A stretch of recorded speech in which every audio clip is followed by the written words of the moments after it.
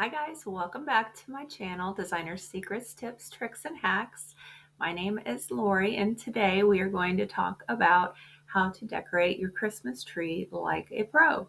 And when I'm recording this, it is mid-October, and I know a lot of people aren't ready to start thinking about Christmas. However, once you get through these 10 tips, you will see that it might take a little bit more planning if you want to get that designer look on your tree. So let's get started. Okay guys, so here it is, how to decorate your tree like a pro. And it's pretty simple with these 10 little tips that I'm going to give you, and you're going to get some beautiful trees. I'd love to see them if you can post them in the comments when you're done. So the number one tip is the quality of tree that you purchase and how you fluff it. So I assume everybody probably understands the concept of fluffing, but if you look at the before tree that's not fluffed, you'll see that it's got a lot of bent looking branches. You can see through it. Some parts are thicker than others. So you want to even look, and you're going to pull each one of those branches apart and shape them so you get an overall nicely shaped conical form, Christmas tree form, which makes a lot of sense since we're doing a Christmas tree. So you can see when it's fluffed how much better it looks. So spend time. I know it's a pain in the behind, but do it and you will not regret it. If you look below, there are some examples of Christmas tree branches. Again, pay for the highest quality tree you can get, and if you have one you're already working with, make sure you fluff it and do the best you can to get a good shape. I know sometimes it's not in the budget to go buy a new tree, which I get completely. So if you are buying a new tree, look for the branch types that are on the left, where the wires are actually covered in a green coating, so it doesn't look like the ones on the right that have kind of that brownish twisted wire look. So basically you want it to look as natural as possible. And on the right, you'll see that the two trees side by side, you can tell a difference. Number one, the one on the right is really bright green, and really in nature, there aren't bright green trees. They're a little bit softer, a little bit more muted in color, like the one on the left, and you can see that it has a more organic shape with some of the branches coming out a little bit more than the others, which even though your tree may not have that, you can bend them to look that way and have some of them bent in a little bit so you still get that sculptural effect. So that is what you want. The next thing to decide is your theme, and there are a million themes you can go with, and there's some super fun, exciting ones and some more traditional ones and some more themed, specifically themed trees. So on the left, you've got your very traditional gold and burgundy colors with that greenery in the background, very Christmassy, very traditional, very elegant looking. To the right of that, the silver and gold tree is still elegant, but it's got a more modern color scheme, that really light neutral, and it's not showing as much green if that is the look you're going for. Again, this is all completely up to you. I'm just showing you some examples.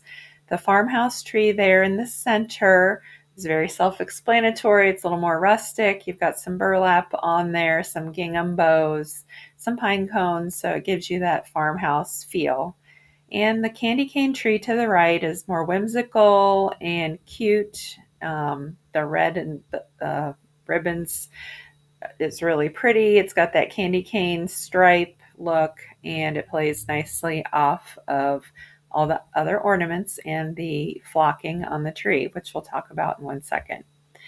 To the right of that is a nautical theme. Maybe you are a coastal person and you want to kind of tie in with your surroundings, or maybe you just love the beach and want to have a nautical themed tree. So there's some fun ideas with starfish and seashells as ornaments, but you'll see it's not like a cheesy overdone. They're kept in the same color scheme, so it blends nicely. Nothing stands out, but you still get that general nautical feel. In the far right, you've got navy gold and red, which is really pretty. Again, traditional. It's got the red plaid presents underneath and the nutcracker, which very traditional, but it's just a slightly different take as opposed to just your reds and greens. And next, we're going to talk about lighting.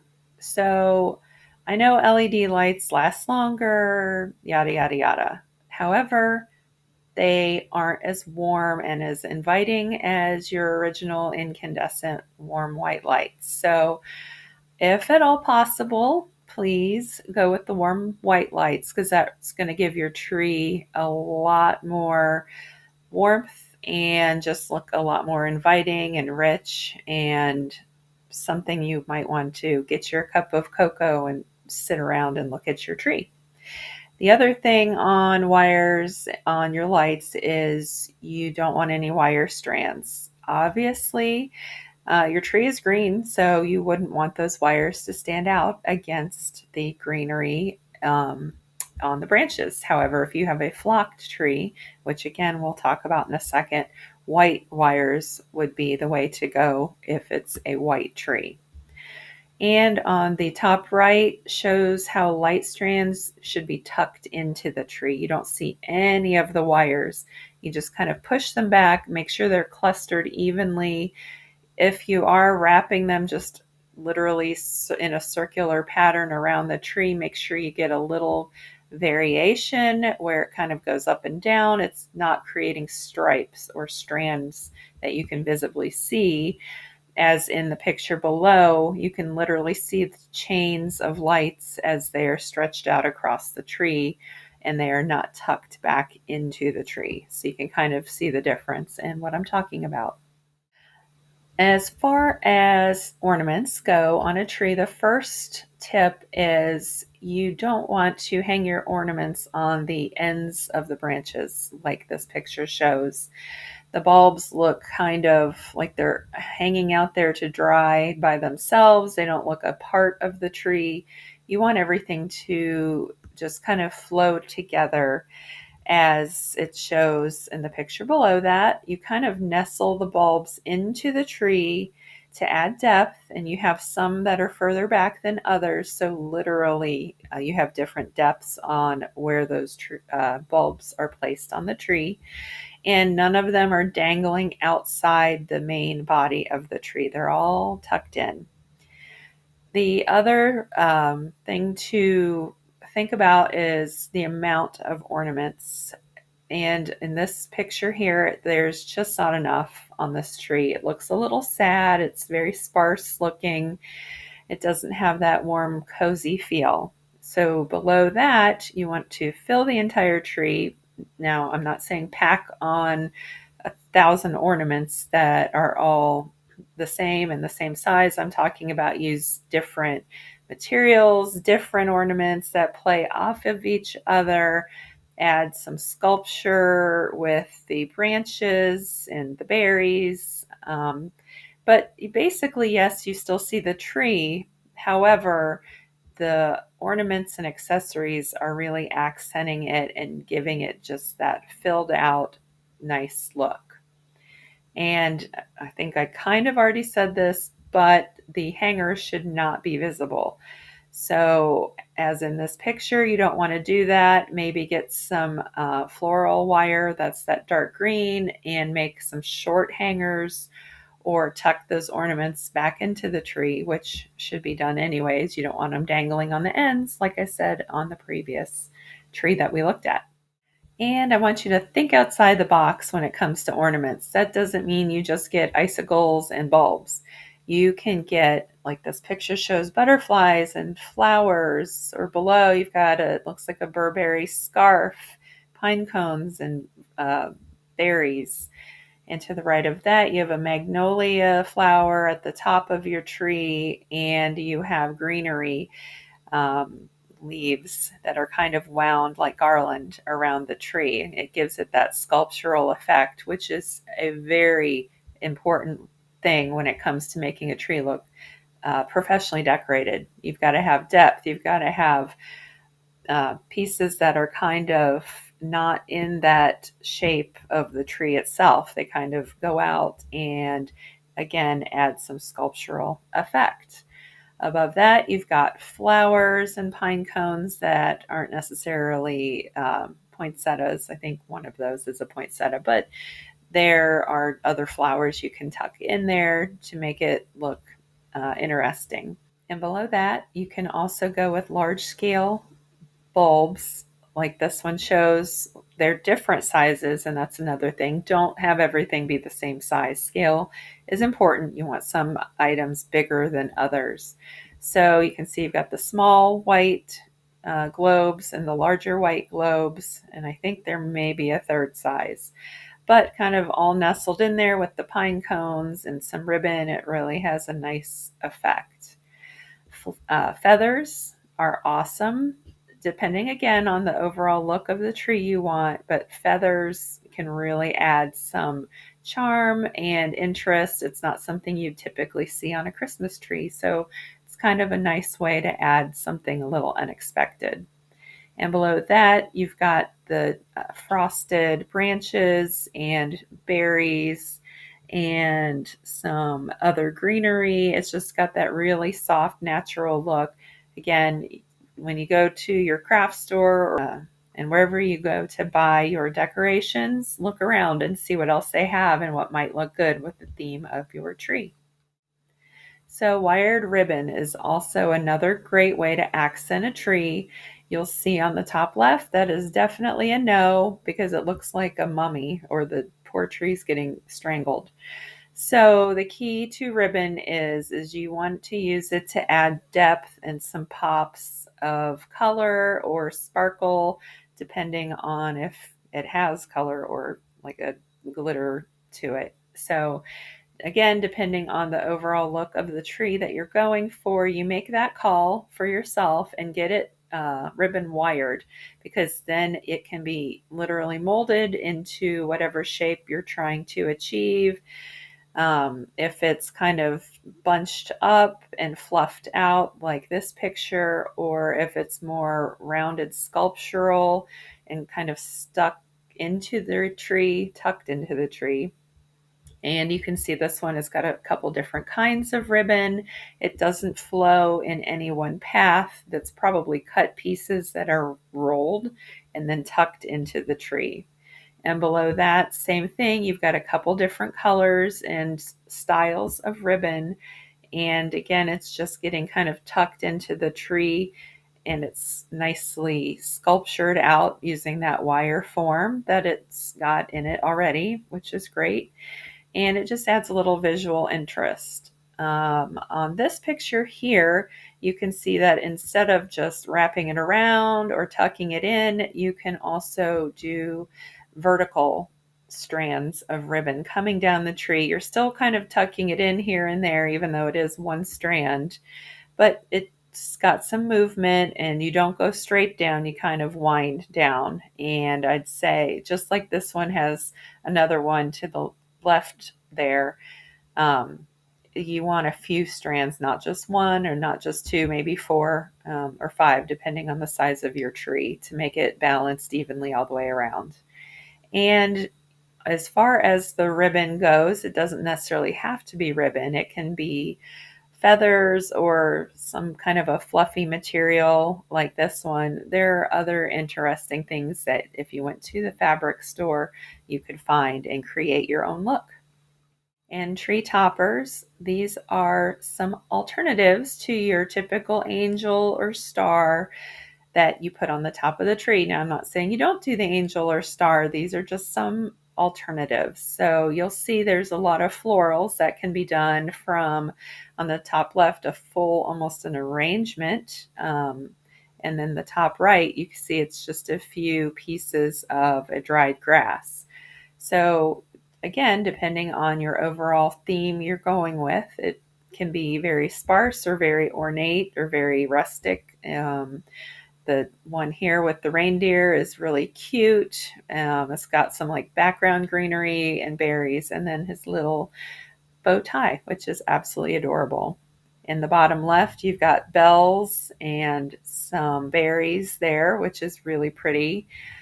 And on the far right, same thing, you've got some berries and then a little natural grouping of ornaments and wired ribbon. Sorry, but my brain just stopped on that one. And then you've got that really natural joy sign below it, which I think is just a really unique, pretty way to do the top of a tree. And then there's always the little whimsical gingerbread man with curly cues that look like pipe cleaners. Something you could probably do pretty easily from the craft store and make yourself a very unique topper that your kids would absolutely love. Or maybe you're a kid at heart. Sounds good to me. And like I had talked about before, flocking. Flocking is what the trees look like when they have that white snow look on them, but it's permanent. And you can either buy them pre-flocked or you can buy a can of that spray and do it yourself. And there are different levels of flocking that you can do. Far left, it just has some light flocking. The middle one is some medium flocking. You still see a little bit of green. And then the next one is very heavy, where it's pretty much a all white tree. And then on the very far right, it is just on the tips of the branches. So it has that natural look like it just snowed lightly in the tips of the trees. Caught it. So again, personal preference. Some people like it, some people don't. So it's up to you. Do what you think would look best for you and your plan. And another thing, as far as thinking outside the box and coming up with some alternatives, are the tree bases. So you've got your top left, your very typical tree skirt, which is fine if you like that look. But if you want to elevate it a little bit, maybe do something different, here are some other options, and there's many more. I'm just trying to show you some that I think could be done pretty easily, as in this one where the tree was placed inside of a basket. It hides that stand and it has a really pretty natural, simple look.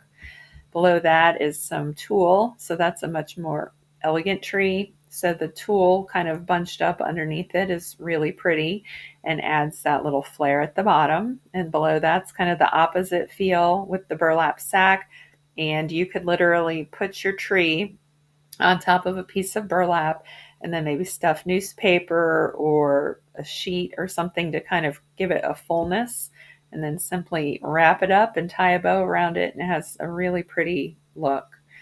On the top right is a very, very elegant tree. And you can see kind of it's got a super fluffy, I don't know exactly what that is.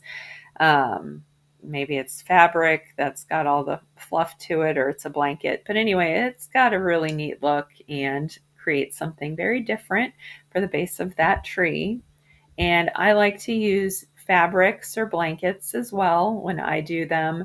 This picture with the chunky blanket is great. It is very warm and cozy feeling. So you cover that ugly tree stand with that. And also in this picture, you'll see that they've elevated the height of the tree a little bit more with whatever that is, boards, I think. But obviously you could use boxes or crates or whatever you have on hand to get it to the height you want.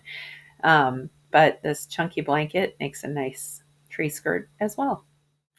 And if not the most important thing, it's definitely right up there, are the presents. So if you are trying to create a professionally decorated look, you will match your presents in color and in style to the tree. So on the left, you'll see it's the green and white scheme. They've got some sled decoration down there and some little reindeers. So you got to think about what's under your tree, not just the tree itself. So they have them kind of strategically stacked. They threw in a little fuzzy stool over there, placed some ornaments and pine cones on the tops of the presents, so it really plays into the look of that tree. And these may be real presents, these may be boxes you wrap, and then the real presents are somewhere else, which I don't know, if you have kids, that might become a super big problem. So you work that out amongst yourselves. But anyway, the look you're going for, again, like in the middle tree, you've got the red and white that ties in with the tree. It looks very organized and fun. This tree is very whimsical. So I think the candy cane striped paper is really cute and goes really well. And you can see how the bows are wrapped very nicely. They're not the little stick-on ones you buy from the dollar store. Not that there's anything wrong, because I've got my share of stick-ons right now in my basement ready to go. So far right, again, you've got the tree in a basket. It's got a more rustic feel. And then you've got the presents below that have the nice white paper that ties in with the bulbs, and the natural brown and black gingham ribbon that is wired, so they're able to create a sculptural bow on the top, and it has a really rustic, beautiful look. So hopefully those were some really useful and new tips for you to apply to your own Christmas trees. And I'm going to try to make some more videos that maybe apply to your mantle or outdoor decorations. So let's just see how far I can get on that. But anyhow, enjoy decorating your tree. And if you're able to post some on my comments, that would be great. I'd love to see it. And as always, please like, share, and subscribe to my channel. And I hope you have a great day.